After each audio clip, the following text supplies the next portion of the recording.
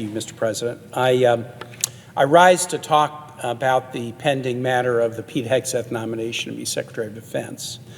And before I get into the bulk of my comments, I want to just state my own record in terms of votes for the Secretary of Defense as a member of the Armed Services Committee. This administration is the fourth presidential administration I've been part of. I was elected with the second Obama administration, then served in the first Trump administration, then the Biden administration, now a second Trump administration. My track record as an Armed Services Committee member and member of this body, I voted for every Secretary of Defense nomination before the body. Focusing on the Trump nominees, President Trump nominated General Mattis to be Secretary of Defense. I voted for him in committee, voted for him on the floor, and he received a 98-1 vote with one abstention when he was before us in 2017. Secretary Mattis served during a portion of President Trump's term, then stepped down, and President Trump nominated Mark Esper, who had been the Secretary of the Army, to succeed General Mattis. Trump administration nominee paid me the honor of asking if I would introduce him before the Armed Services Committee, and I did. He's a Virginian. I had worked with Secretary Esper when he was Army Secretary on military housing issues. He had been responsive and professional. And so I said, sure, you're President Trump's nominee, but I'm going to introduce you before the committee. Secretary Esper was approved in the committee, I think unanimously, and the vote on the floor for Secretary Esper was 98-2. I bring that up just to say it is not my desire or norm to stand on the floor and speak in opposition to a nominee for Secretary of Defense, to speak in opposition to a nominee by President Trump for Secretary of Defense. I spoke the other day, probably 2 days ago here, about why I am opposing Pete Hegseth to be Secretary of Defense. What I want to focus on today is his claim, because I know my colleagues have been on the floor all day long explaining their own reasons for opposition to Pete Hegseth, but I want to just really drill down on what Pete Hegseth is saying about the allegations that folks are making against him. And this was pretty apparent in the committee hearing a week ago Tuesday, and it has been consistent since. It was most clear in a recitation that he had back and forth with Senator Kelly of Arizona. Senator Kelly asked him, I'm just going to ask you really simple questions. Here's an event that someone says you participated in, true or false? And again and again and again, what Pete Hegseth said was anonymous smears. He didn't say false, because if you say false to something that you have done, it could verge on perjury. He didn't say true, because if you say true to these kinds of allegations, it could be disqualifying.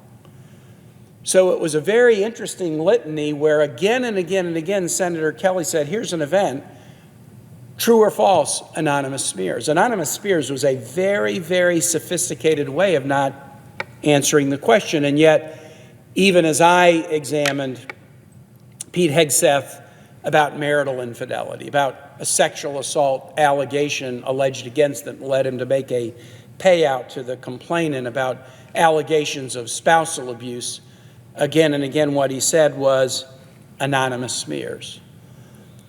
And so what I want to do during my time today, since I've already laid out sort of my bill of particulars about why I'm not supporting his nomination, I want to focus on this. The claims that have been made against Pete Hegseth, they're not anonymous, and they're not smears. They're not anonymous, and they're not smears. Let me start with not anonymous. To begin with, many of the claims are claims that have been admitted by Pete Hegseth. So let's start with the man himself. He has admitted serial infidelity in both of his first two marriages. He told me at the committee hearing he took an oath of fidelity to his wife, but he admitted to serial infidelity. That's not an irrelevant factor when we're analyzing whether someone who takes an oath to become Secretary of Defense is able to carry out that oath. Pete Hegseth has admitted as recently as yesterday that he made a payout to somebody who charged him with a sexual assault. There was an incident in Monterey in September of 2017 that led to a criminal sexual assault complaint and a criminal investigation. It did not lead to criminal charges, but it did lead to a civil charge and a settlement and a payout and a non-disclosure agreement. He's admitted to all of that. He claims it was a consensual event. The victim claims it was a sexual assault, but the fact of the interaction and the fact that it was both cheating on an existing wife and also on the mother of a newborn child, he's admitted all of that. It is not an anonymous claim when Pete Hegseth has admitted to this. Second, it's not anonymous what Pete Hegseth's mother wrote to him. Pete Hegseth was in the middle of a very contentious divorce from his second wife, Samantha, in 2018, and he received a most extraordinary email from his mother. This is not anonymous, and I want to read the email. It is an extraordinary bit of tough love from a mom to a son. Son, I have tried to keep quiet about your character and behavior, but after listening to the way you made Samantha feel today, I cannot stay silent. And as a woman and your mother, I feel I must speak out. You are an abuser of women. That is the ugly truth, and I have no respect for any man that belittles, lies, cheats, sleeps around, and uses women for his own power and ego. You are that man, and have been for years. And as your mother, it pains me and embarrasses me to say that, but it is the sad, sad truth. I am not a saint, far from it, so don't throw that in my face. But your abuse over the years to women, dishonesty, sleeping around, betrayal, debasing, belittling, needs to be called out. Sam is a good mother and a good person under the circumstances that you have created, and I know deep down you know that. For you to try to label her as unstable for your own advantage is despicable and abusive. Is there any sense of decency left in you? She did not ask for or deserve any of that, which has come to her by your hand. Neither did Meredith. Meredith is the first wife. I know you think this is a big competition and that we have taken her side. Bunk. We are on the side of good, and that is not you. Go ahead and call me self-righteous. I don't care. Don't you dare run to her and cry foul that we shared this. That's what babies do. It's time for someone. I wish it was a strong man to stand up to your abusive behavior and call it out, especially against women. We still love you, but we are broken by your behavior and lack of character. I don't want to write emails like this and never thought I would. If it damages our relationship further, then so be it, but at least I have said my piece. And yes, we are praying for you. And you don't deserve to know how we're praying, so skip the snarky reply. I don't want an answer to this. I don't want to debate with you. You twist and abuse everything I say anyway. But on behalf of all women, and I know it's many, you have abused in some way, I say get some help and take an honest look at yourself. Mom.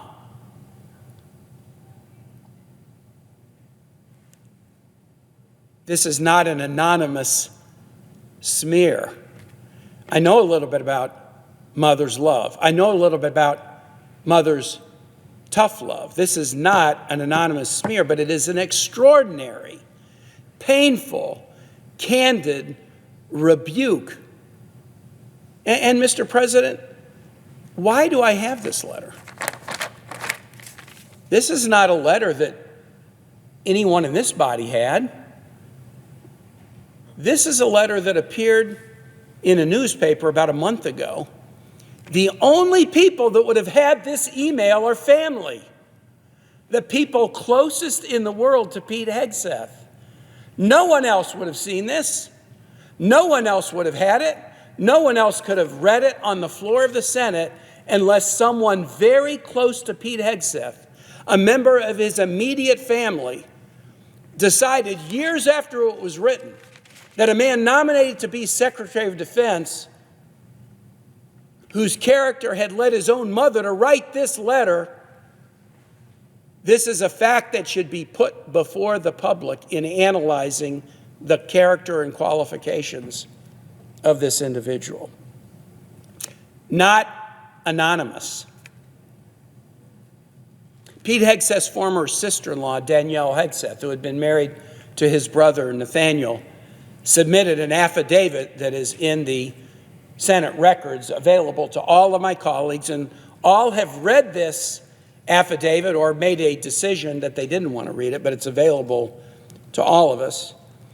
And the affidavit that Danielle has written about the treatment that was referred to by his mother in this letter, it's completely consistent with what the mother says.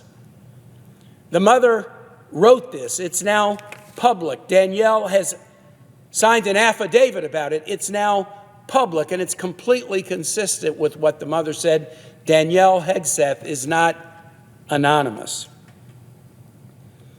There's a whistleblower report that is available to all Senate members. I read it 10 days ago. It's for members only, but it's available to all 100 of us. And I hope all of my colleagues have read it. It would be a huge mistake to vote on this nomination not having read that whistleblower report. What does the whistleblower report involve? It's anything from anonymous. It's a report that was generated years ago when Pete Hegseth was the leader of an organization called Concerned Veterans of America. It wasn't created for this hearing. It wasn't created because of a Secretary of Defense nomination. It was created by disgruntled employees in an organization that Pete Hegseth was leading. It's a 7-page, single-space whistleblower report. And again, Mr. President, I got to say, it's anything but anonymous. In fact, it mentions, by my count, 36 names of individuals connected with Concerned Veterans for America and multiple events of improper behavior by Pete Hegseth as the leader. Being at work events impaired by alcohol, creating a toxic work culture that led to sexual harassment of women employees, repeated instances of unprofessional behavior and fiscal mismanagement of the organization.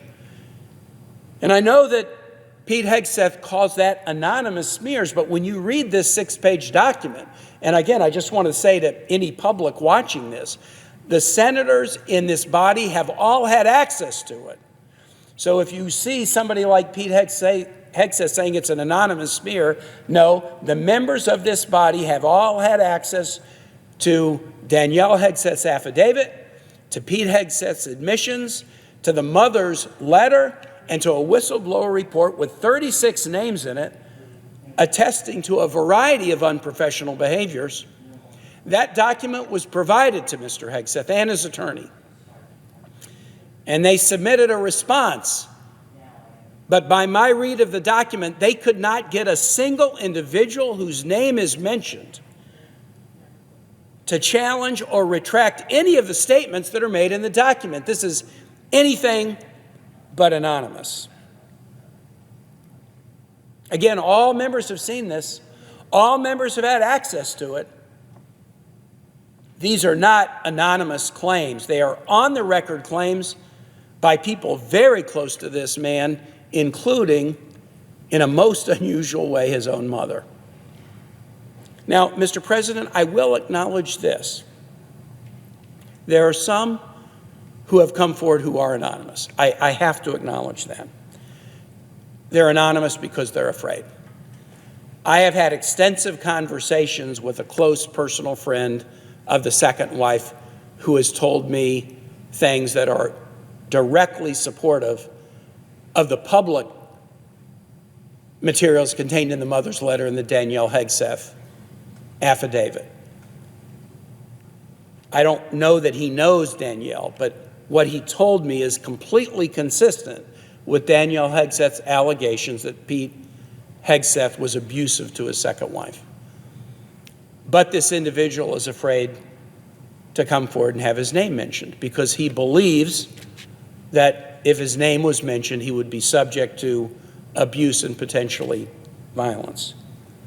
I have spoken to a close friend of Jane Doe, the complainant in the sexual assault allegation and the sexual assault civil complaint and settlement, with direct knowledge of this. And she has told me a number of things that confirm the public reporting about the sexual assault allegation, but she is afraid for her own physical safety to come forward.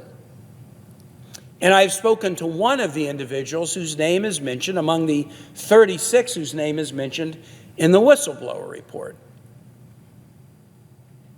who participated in putting it together years ago, who was able to give some texture and context to this report that all members have had access to.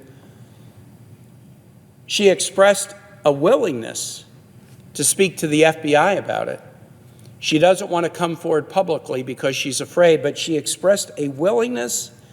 Mr. President, get this. She expressed a willingness weeks ago to talk to the FBI about the whistleblower report, which they had. And as of 2 hours ago, the FBI has not been in contact with a single individual whose name is mentioned in this whistleblower report. Now, we already know that the FBI, in their initial investigation, they did not reach out to either of the wives, wife one and wife two. They didn't reach out. I haven't seen the FBI report. I'm not allowed to see it. It's only accessible by our committee chair and ranking. But I asked Senator Reid, was there any reference to, was there any evidence that either of the first wives were interviewed? I mean, you had the letter from the mother. Why wouldn't you go talk to the wives about the behavior? The FBI didn't talk to the first or second wife. They had to go back and do an interview after we brought that up, that they hadn't even done it. And they did a cursory interview about Mr. Hegseth's drinking, but didn't ask him about the abuse allegations. But as of 2 hours ago, the FBI still has not reached out to a single person whose name is contained as someone with knowledge about the whistleblower report and the activities of Mr. Hegseth when he was the CEO or the lead executive of Concerned Veterans for America. I am saddened that a friend of wife two, that a friend of Jane Doe, that somebody who is a whistleblower is so physically afraid to come forward and say what they know because of fears of violence against them. That makes me sad, but I will state my reputation on this. What they have told me is a direct match and an affirmation of the material contained in the public accounts from the mother, from Pete Hegseth's own admissions, from the sexual assault facts that we know, from the Danielle Hegseth affidavit. So, Mr. President, I've taken some time to go over this to show that the material that this body is considering is not anonymous, and now I want to turn to the second. It's not a smear. The Pete Hegseth allegation seems to be that this is all created at the last minute to try to derail him from being Secretary of Defense. And in that way, it's a smear. Couldn't be farther from the truth. The sexual assault claim happened years ago. It was not created to try to stop Pete. The whistleblower report was written more than a decade ago. It was not written to stop Pete Hegseth from being Secretary of Defense. Pete Hegseth has admitted to serial infidelity years ago. Those allegations were not brought up to stop Pete Hegseth from being Secretary of Defense. And finally, this letter from Pete Hegseth's mother, it was sent years ago. And it wasn't sent to stop Pete Hegseth from being Secretary of Defense. It was sent, as his own mother has recently stated in media interviews, as a message of love. This painful, painful email was sent to her son as a message of love. None of this material was a smear. None of this material was created once Pete Hegseth was nominated to be Secretary of Defense to try to stop him. This material has been around for many, many years and was created contemporaneously with abuse that he was visiting upon others because people were trying to stop him. They were trying to stop him as a message of love. They were praying for him. They were encouraging him to look in the mirror and improve. And yet he says this is all a smear. That is not the case. They're not smears. They are clear and consistent and contemporaneous reports of the behavior, judgment, impulse control, and character of this nominee for the most important cabinet position that any president will forward to the United States Senate. Mr. President, I'm going to conclude and just say this. We can do better. As a nation, we can do better. As a United States Senate, we can do better. Supporters of President Trump can do better. Members of the military can do better. Veterans can do better. Blue Star families. I'm one. My kid's a Marine reservist. We can do better. We need to do better. We need to do better by our active duty.